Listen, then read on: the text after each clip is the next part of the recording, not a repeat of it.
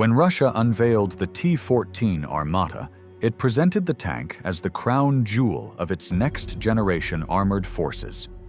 With an unmanned turret, a protected crew capsule, advanced sensors, and a sophisticated active protection system, the Armata was advertised as a technological leap that would redefine modern ground warfare.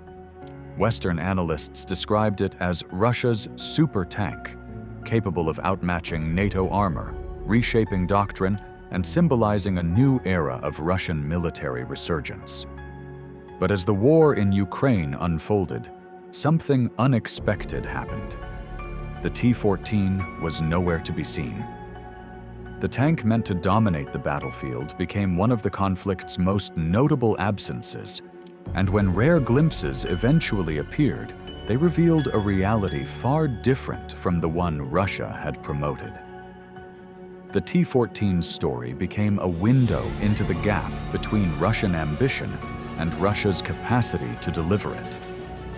To understand why the supertank failed to appear in meaningful numbers, we must look at the distance between promise and execution. The T-14 was conceived during the early 2000s, when Russia sought to modernize its armored forces and replace aging Soviet-era designs. Moscow envisioned a modular family of vehicles built on the Armata chassis: tanks, infantry fighting vehicles, engineering variants. Representing a clean break from the past, it was as much a political statement as a military one, meant to show that Russia could develop world-class platforms independent of Soviet legacy designs. Yet designing an advanced tank on paper is different from fielding it in wartime conditions. The T-14's features were ambitious. Its unmanned turret placed ammunition and weapons away from the crew. Its armored capsule improved survivability. Its active protection system supposedly intercepted incoming projectiles, and its digital fire control suite promised faster target acquisition and improved engagement. These attributes seemed to address Russia's long-standing vulnerabilities: crew safety, ammunition storage, and outdated optics. But turning prototypes into reliable battlefield assets requires industrial capacity, precision manufacturing, and supply chains capable of producing thousands of identical parts. Russia quickly encountered difficulties. Factories lacked the advanced machinery needed for high-tolerance components. Costs soared. Subcontractors struggled to meet demands. Originally, Russia claimed it would field hundreds of T-14s by the late 2000s. Instead, production slowed, paused, and eventually shifted to tiny batches. As deadlines slipped, Russia remained dependent on modernized versions of older tanks, the T-72, T-80, and T-90 families. These vehicles, though upgraded, are anchored in Soviet design logic. They formed the backbone of Russia's armored force when the invasion of Ukraine began. The T-14, despite years of promotion, was virtually absent. This absence matters. If the T-14 were truly ready, Russia had every reason to deploy it. A tank advertised as superior to Western armor would have offered strategic and psychological value. It would have bolstered propaganda, impressed foreign buyers, and potentially influenced global perceptions of Russian capability. Yet the T-14 stayed out of sight. Why? Because Ukraine's battlefield is unlike anything Russia expected. It is saturated with drones, sensors, networked artillery, and precision munitions. Any vehicle, even an advanced one, is constantly tracked. Movement leaves signatures. Drones hover overhead. Anti-armor weapons are widespread and highly accurate. In this environment, deploying a cutting-edge platform becomes a gamble. Once an advanced system appears, it becomes a target, not just for the opposing military, but for global scrutiny. Russia could not risk the T-14 failing under these conditions. A single destroyed Armata captured on video would undermine years of messaging. And so, the tank remained largely behind the lines, appearing briefly in rehearsals or controlled footage, but rarely, if ever, in active combat. Behind this decision lies a deeper truth. The T-14 is extremely difficult to maintain.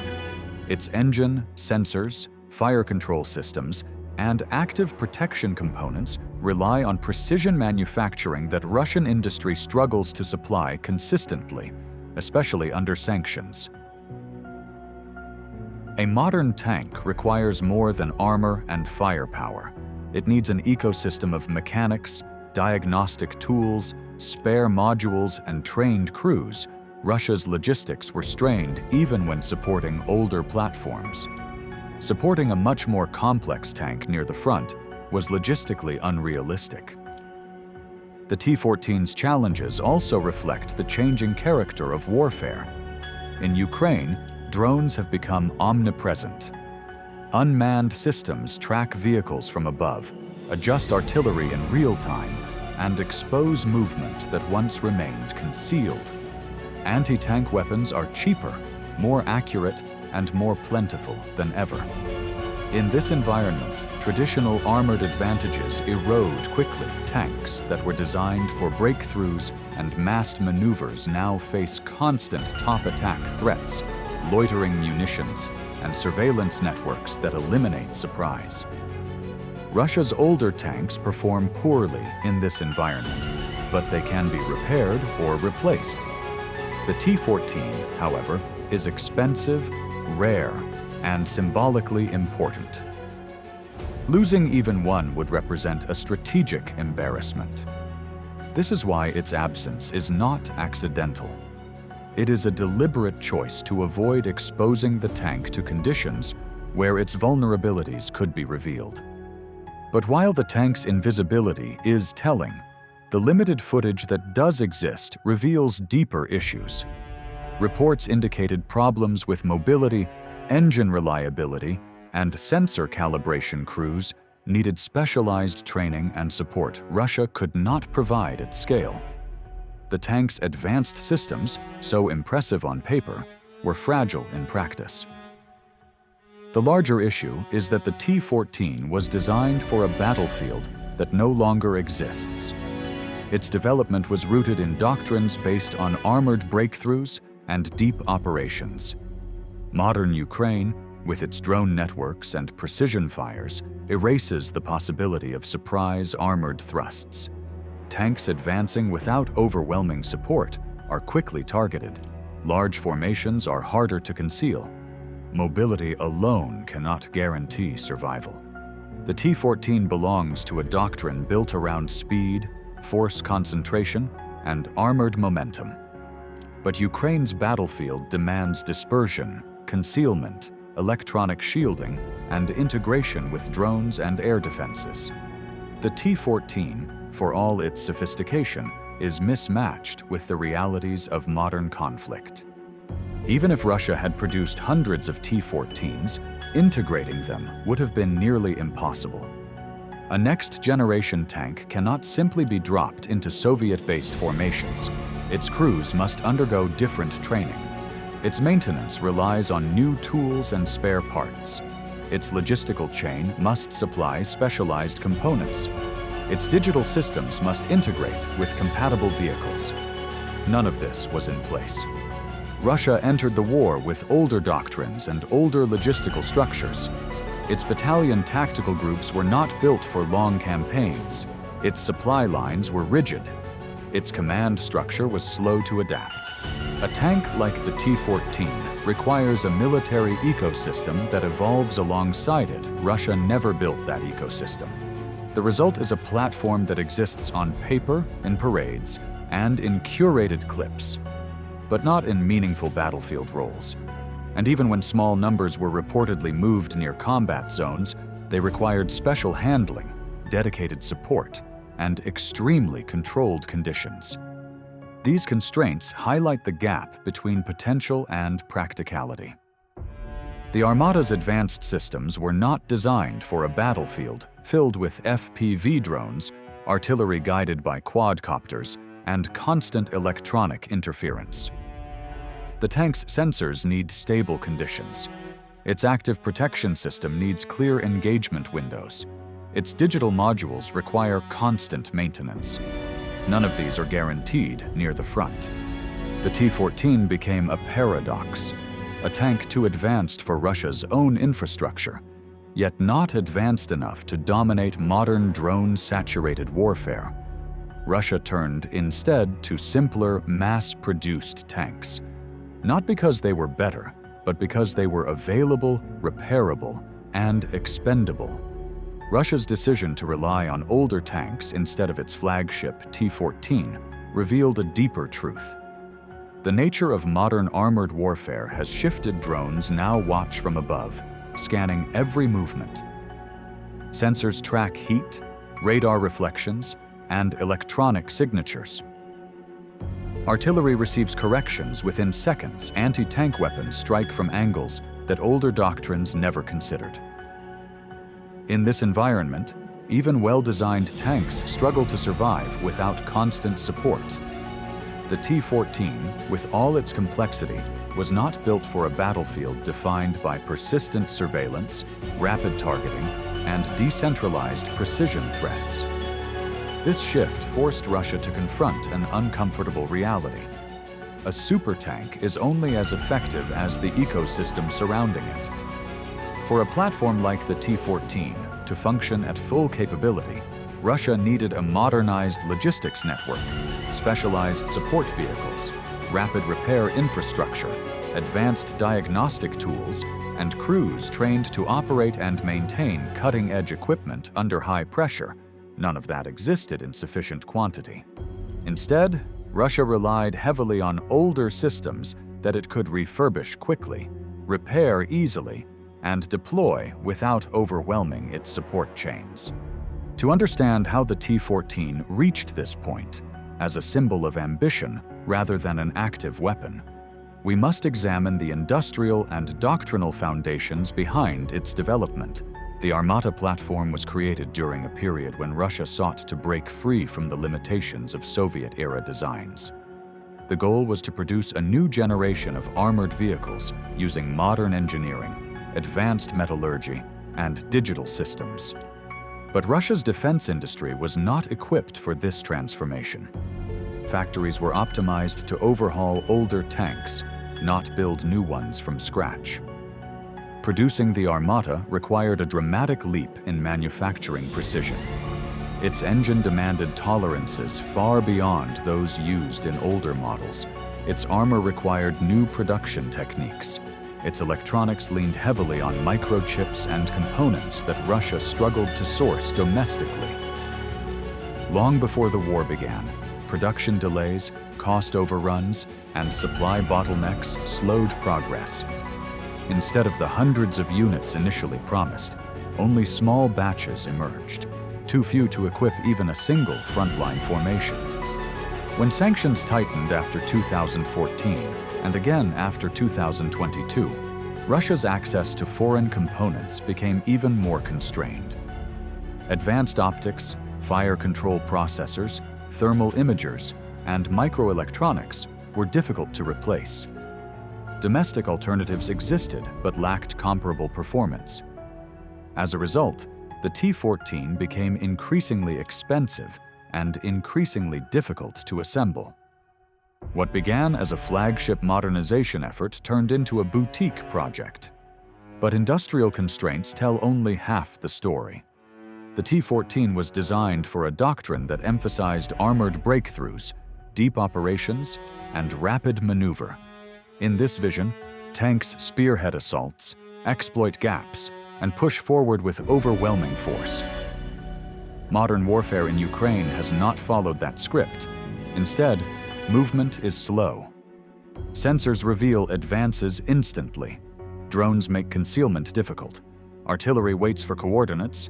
Combat evolves block by block, field by field, with little room for sweeping armored maneuvers. The T-14, with its advanced systems, was theoretically suited for complex operations.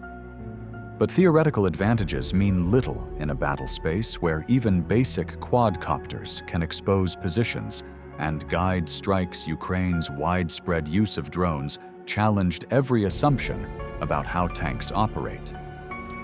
Vehicles that stop to engage targets risk being bracketed by artillery tanks that advance without overwhelming support, risk being hunted from above. The battlefield no longer rewards heavy armor acting independently. Even if Russia had produced a larger fleet of T-14s, integrating them would have proven extremely difficult. Advanced platforms require advanced doctrine. The T-14 needed combined arms formations built around its strengths. It needed dedicated repair battalions, specialized transporters, and trained technicians. None of these existed at scale. Russian units went into the war structured around older vehicles, older tactics, and older command models. The Armata did not fit into this framework. This doctrinal mismatch grew even more apparent as the war progressed. Russia's reliance on battalion tactical groups, optimized for short, intense operations, proved ill-suited to prolonged campaigns. Supply lines stretched. Maintenance backlogs grew. Basic spare parts became scarce. Adding a complex platform like the T-14 to this environment would strain resources further. It was not a question of whether Russia wanted to deploy its supertank. It was a question of whether Russia could support it. Meanwhile, the limited appearances the T-14 did make underscored these challenges. When prototypes were reportedly sent near the front for evaluation, they operated under highly controlled conditions. Reports indicated issues with powertrains, electronics, and reliability in muddy or uneven terrain. Field crews lacked the tools needed to troubleshoot advanced systems. Even minor failures required withdrawal to rear facilities, and the tank's digital components demanded stable calibrations difficult to maintain during active operations. And so, while Russia continued to promote the T-14 in public messaging, it focused on producing T-72, B-3s, T-80 variants, and T-90MS, vehicles that could survive rough conditions and return to the fight quickly. The implications extend beyond this conflict. For nations studying Russia's experience, the T-14 story highlights the gap between technological ambition and practical execution. It shows how battlefield reality can neutralize platforms designed for different eras. It demonstrates that success in modern warfare relies less on isolated technological breakthroughs and more on the ability to produce, maintain, and integrate systems under pressure. The T-14's legacy is therefore not defined by battlefield performance, but by its absence. It represents the limits of Russia's industrial capacity, the rigidity of its doctrines, and the speed at which modern warfare has changed. The Armata was built to symbolize dominance. Instead, it exposed vulnerabilities, financial, industrial, and conceptual.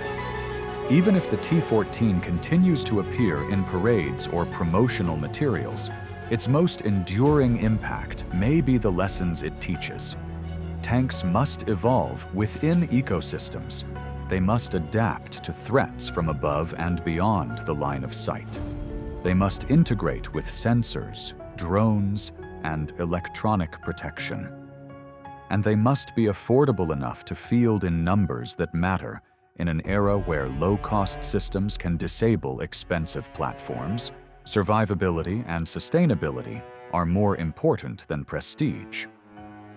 Russia's T-14 Armata was meant to be a showcase of power.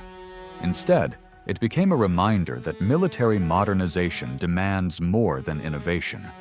It demands compatibility with reality. The battlefield in Ukraine revealed that even the most advanced tanks cannot succeed without the infrastructure, doctrine, and environment required to support them. The T-14's absence speaks louder than its capabilities ever could. In the end, Russia's supertank did not fail because it was destroyed. It failed because it could not be deployed. It failed because the industrial base could not support it. It failed because the battlefield evolved faster than the doctrine that created it. And it failed because modern warfare no longer rewards platforms that cannot adapt to a world shaped by drones, sensors, and networked precision. The T-14 Armata remains a symbol, just not the symbol Russia intended. It symbolizes the gap between ambition and execution, between theory and practice, and between technological dreams and the unforgiving reality of war.